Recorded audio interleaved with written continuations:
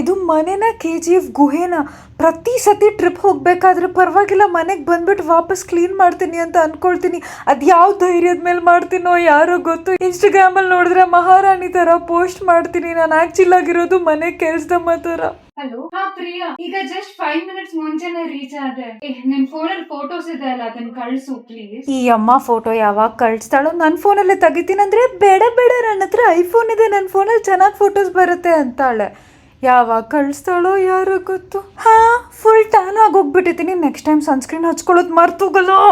ನಾನು ಯಾಕಾದ್ರೂ ಇವಳ ಜೊತೆ ಟ್ರಿಪ್ಗೆ ಹೋಗ್ತೀನಪ್ಪ. ಪ್ರತಿ 5 ನಿಮಿಷ ಫೋಟೋ ತಗೋ ಅಂತ ತಲೆ ತಿಂತಾಳೆ. ತುಂಬಾ ಹಸುವಾಗ್ತದೆ, ಆದ್ರೆ ಇಲ್ಲ, ನಾನು ಮುಚ್ಕೊಂಡು ಮನೇಲಿ ಅಡುಗೆ ಮಾಡ್ಕೊಂಡು ತಿಂತೀನಿ. ಎಲ್ಲೋದ್ರೂ ಬಿಲ್ ಸ್ಪ್ಲಿಟ್ ಮಾಡೋಣ ಅಂತ ಹೇಳ್ಬಿಟ್ಟು ನಂದೇ ಹರಿದು ಬಿಟ್ಲು. ಎಲ್ಲೋದ್ರೂ ವಿಂಡೋ ಪಕ್ಕ ನಾನೇ ಕೂತ್ಕೊಳ್ತೀನಿ, ಇಲ್ಲಾಂದ್ರೆ ವಾಂತಿ ಬರುತ್ತೆ, ನಾನು ರೈಟ್ ಸೈಡ್ ಮಲ್ಕೊಳ್ತೀನಿ, ಇಲ್ಲಾಂದ್ರೆ ನಿದ್ದೆನೇ ಬರಲ್ಲ ಅಂತ ಹೇಳ್ಬಿಟ್ಟು ನಾನು ಶಾರ್ಟ್ಸ್ ಕೂಡ ಕದ್ಬಿಟ್ಲು. ಇವಾಗ ಅವಳು ಬ್ಲೇಮ್ ಮಾಡಿ ಏನೂ ಉಪಯೋಗನೇ ಇಲ್ಲ. ತಪ್ಪು ನಂದು, ನಾನು ಹೋಗಿದ್ದು. ಫೋಟೋಸ್ ಕಳಿಸಿದಾಳೆ.